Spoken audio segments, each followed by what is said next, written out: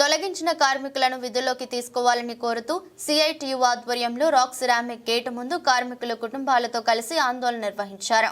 ఈ సందర్భంగా సిఐటియు జిల్లా సిహెచ్ రాజ్ కుమార్ మాట్లాడుతూ కార్మికులను విధుల నుండి తొలగించి నేటికి 99 రోజులు అయిందని అన్నారు. కానీ నేటికి కార్మికులను విధుల్లోకి తీసుకోవడం లేదని అన్నారు. 3 నెలల కాలం గడుస్తుందని, కుటుంబాలు ఇంటి అద్దెలు కట్టుకోవడం, పిల్లలను చదివించుకోవడానికి నానా అవస్థలు పడుతున్నారని అన్నారు. కుటుంబాలు గడవని స్థితిలో ఈ రోజు రోడ్డు ఎక్కాల్సిన పరిస్థితి వచ్చిందన్నారు. కుటుంబ సభ్యులు మాట్లాడుతూ పాఠశాలల్లో ఫీజులు కూడా కట్టలేని పరిస్థితి ఏర్పడిందన్నారు. 18 నుండి 20 సంవత్సరాల వరకు కార్మికులు కంపెనీలో పనిచేశారని, కానీ అర్ధాంతరంగా విధుల నుండి తొలగించారని అన్నారు.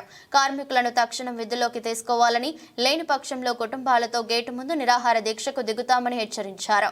సిఐటియు జిల్లా కార్యదర్శి D Kranthi Kumar, private electrical workers union అధ్యక్షులు Chintala Satyanarayana, painting workers union నాయకులు గూనూరు రమణ, వడ్డీ సత్యనారాయణ, సిఐటియు అధ్యక్షులు గడికట్ల సతీబాబు మద్దతు తెలిపారు. కార్యక్రమంలో చంద్రశేఖర్, గంగాధర్, సతీష్, రామకృష్ణ, వరప్రసాద్, మల్లికార్జునరావు, గంగాధర్, క్రాంతి, మంగారావు, అర్జున్ రావు, మూర్తి, సత్యనారాయణ, చంద్రన్న, ప్రభుదాస్, రామచంద్రయ్య, రాజబాబు, సతీష్ కుమార్, శివ, నారాయణ, సుబ్బారావు, జెస్సీ, వీరలక్ష్మి, కళ్యాణి తదితరులు పాల్గొన్నారు.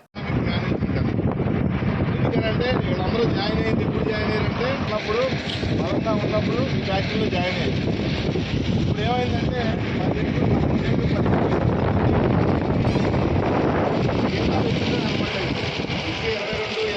22-20 జీతాలు ఎక్కువగా కనపడదు.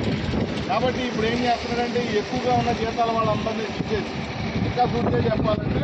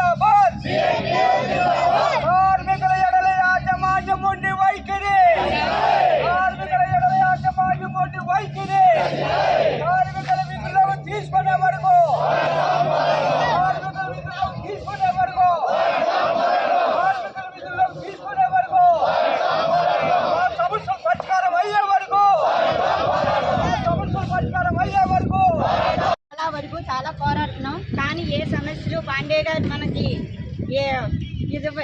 సమస్యలు తీరట్లేదు.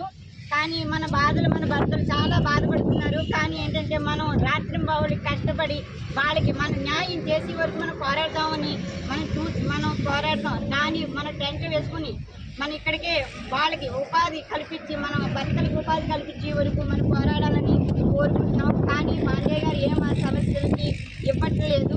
కానీ మీరందరూ ఒప్పుకుంటే కనుక పొద్దున్న వచ్చి సాయంత్రం వరకు మనం పోరాడాలని కోరుకుంటున్నాం. Ladies and gents man. నమస్కారం అండి. సిరామిక్స్ లోంచి తీసేసి ఏప్రిల్ నెలలో తీస్తారండి. ఏప్రిల్ నెల నుంచి ఈ రోజుకి 98 రోజులు అవుతుందండి. ప్రతి ఒక్క కుటుంబానికి న్యాయం చేయాలని, ఇంటి అద్దె కట్టుకోవాలి, కుటుంబంలో చాలా సమస్యలు ఉన్నాయండి. కానీ ఏ విషయంలోనే న్యాయం జరుగుతలేదండి. మన కుటుంబాలకి న్యాయాలు జరగాలంటే మనం ఇక్కడ పోరాడాలండి. పోరాడితేనే కానీ మనకి న్యాయం జరగదండి. ప్రతి ఒక్కరూ ఇక్కడ టెంట్ వేసుకుని న్యాయం జరిగే వరకు మనం ఇక్కడే పోరాడదామండి. అందరికీ ఓకే అయితే ఇక్కడ కూర్చుని మనం ధర్నా చేద్దామండి. ఎలా తీసేస్తారు? మరి చట్టాలన్నీ అంగీకరిస్తాయంటే చట్టాలు ఎలా తొలగించడాన్ని అంగీకరించవు. మరి న్యాయస్థానం గెలిస్తే సరిపోతుంది కదా అనే ప్రశ్న వస్తుంది. అయితే ఒకసారి న్యాయస్థానం గమ్మం తొక్కితే ఆ న్యాయస్థానం తీర్పు 6 నెలల్లో చెప్పుద్దా, సంవత్సరంలో చెప్పుద్దా, 2 నెలల్లో చెప్పుద్దా మన చేతిలో ఉంది. కాబట్టి మంత్రి దగ్గరికి వెళ్ళినా, లేబరాజు దగ్గరికి వెళ్ళినా, కలెక్టర్ గారి దగ్గరికి వెళ్ళినా ఒకటే చెప్పాం, చేసినటువంటి కార్మికుడు కుటుంబాల సమస్యల మీద ఇంత కూడా మానవత్వం లేకుండా వ్యవహరిస్తూ ఉన్నాయి. కాబట్టి ఇవాళ ఫ్యామిలీస్తో అంటే మీకు ఇబ్బంది కలిగించినా కానీ ధర్నా చేయాల్సినటువంటి పరిస్థితి ఎందుకు వచ్చిందంటే ఇందుకు వచ్చిందన్నమాట. మీకు అర్థం కావడం కోసం ఈ విషయం చెప్తా ఉన్నాం. మనం ఏదో గొంతెమ్మ కోరికల కోసం ఇక్కడ ధర్నా చేయటం లేదు. మా ఉద్యోగం మాకు కల్పించండి. ఒకవేళ ఉద్యోగం కల్పించలేని పక్షంలో మాకు మళ్ళీ ఇంకా ఎప్పుడు దొరుకుతుందో తెలియని ఉద్యోగం వచ్చేంత వరకు మేము గడపడానికి కావాల్సినటువంటి పరిహారం 5 లక్షల రూపాయలు మంచిగా ఇవ్వండి అని చెప్పి వాళ్ళు అడిగారు.